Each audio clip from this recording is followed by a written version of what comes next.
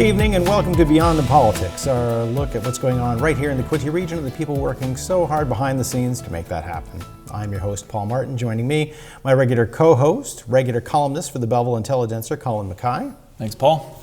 And our very special guest for this show, former Mayor of the City of Belleville, MP for the Bay of Quinte, and Parliamentary Secretary under the Agriculture File, Neil Ellis. Great to see you, Paul, and Colin tonight. So hopefully we'll have some fun and some nice conversation. Yes.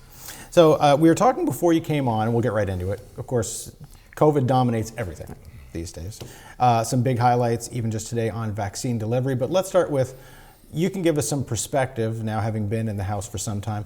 How has the business of running the Canadian government changed for you as an MP since COVID? And great question. The business has changed quite a bit. And as you're well aware, with COVID, we went down to minimum seating in the House. So there's 338 of us to start with. But having 338 politicians, especially crowded in a room and with COVID in the air, is set up for disaster.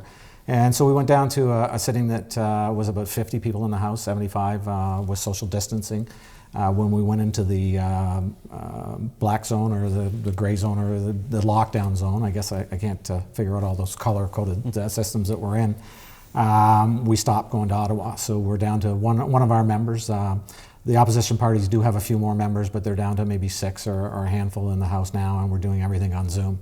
So Zoom runs the same as Parliament. We sit every, well, this week isn't a sitting week, but during sitting weeks we have question period same time, and debate is going on, so it's just like a regular Parliament, but you're on your computer, and sometimes, as we say, when we talked about it earlier, last Friday I was doing question period for the Minister and I couldn't get my speaker to turn on or my mic to turn on. So you have the open mics and you have the closed mics. My situation is not getting it turned on, but and the office too. The role of the office, obviously we were closed as well as businesses, and our staff worked from home and did very well from home. We have great internet capability in our area here. Well, not a lot in the area, but in the area my workers worked, and we were able to keep on top of things. We did come back, and then we went down on a month of lockdown. We're open now, and we are appointment only, so we are seeing people by appointment and taking precautions. We have moved since the last time we spoke. We were on Station Street. We moved into the Nortel building.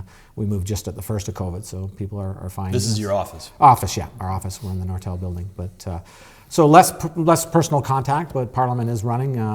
The exciting thing. Over the past period, we've been voting in a roll call vote, so a vote takes 45 minutes. The other night we had 7 votes in a row, so if you do the math on that, it was, I think it was 5 hours by the time we got into voting. You're not allowed to leave your computer screen. They'll take a 5-minute break in between, but you have to be in front and screen. We've come up with a virtual app, so we'll have it on the phone starting the next vote. It was passed by the House agreed by all parties the last day of the House sitting last Friday. And so virtually voting, we'll be able to hold our telephone up, our cell phone up, take our picture to identify us, and we'll be able to vote. So we'll saving time and money. So does that mean you can basically move a little bit more now? You're not sort of stuck to one place, or is that a good thing? That's a good question. So part of it, we're not supposed to be out of the country, but I shouldn't be out of the country to begin with. But we'll be able to move. And I mean, before, the way the bells worked, and you guys are aware, but we explain that there's usually 30-minute bells, and when those bells go off, if you're not in your seat sitting down, you don't vote. And so there's been many a vote that I've been at my condo in Ottawa, and all of a sudden there's a vote, and you run to the hill, and I'm about 10 minutes away, so you have time to get there, but there's been a close one that I've almost missed. So how's that work? So the bell goes off. Do they contact you? Yeah, we get a message on our phone, so we'll get 2 alerts on our phone, both on an email and a cell text. And so it's a different world now. Different world compared to being the mayor, yes, definitely. So let's talk about Canada's overall response. So that's how it is for you. That's how it's been for your office. How much of a challenge has it been for you as part of the party in power dealing with COVID over the course of what has now been just over a year?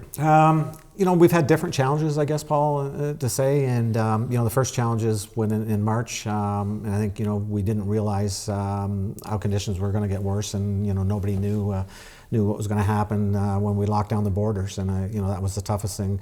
There were so many residents and people in Canada that were travels all over the world, or were situated all over the world, and no flights to come. So we chartered planes to pick up people from Peru and all over the world.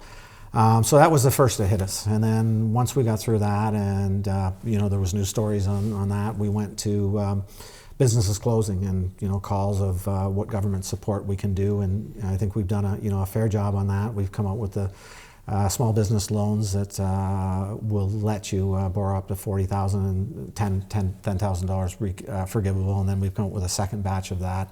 One of the other things was the employee wage subsidy. So businesses that were shut are still doing takeout. We provided up to 70% of their wages to keep people employed. And did I just hear today that the wage and rent subsidy as well has been extended till June? We're extending that till June. That was announced today. So, and the main thing, and probably what was the main support, and it did come quick, was the CERB, was the $2,000 a month, and we changed that at the beginning to allow to small business owners also.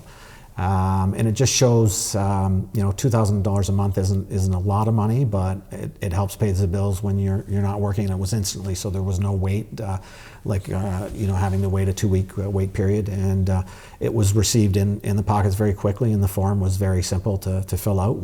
Sometimes we're criticized about that now, but in hindsight, it was the right thing to do and get the money in pockets. And I tell you, I've had many a parent call me and say, I'm just calling you on behalf of my children, adult children that have served, and thanked us for that. But now you have a personal connection as well. I mean, through the business side, what can you say about Tyler? Tyler, I've known him a long time, actually. Yeah. So Tyler, he actually went to school with my son at Harry J. So they grew up together. So Tyler was, and he probably hates me saying this, was probably about 5 years old, 6 years old, and a really responsible.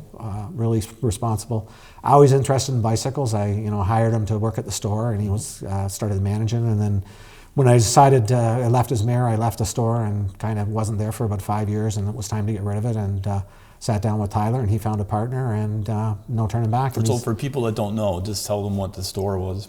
Doug's Bicycle, yeah. And he's done a good well. He's increased business, he's done well, and like any business that's taken it over, it's hard, and he was able to be successful in that. So, it tells a lot for...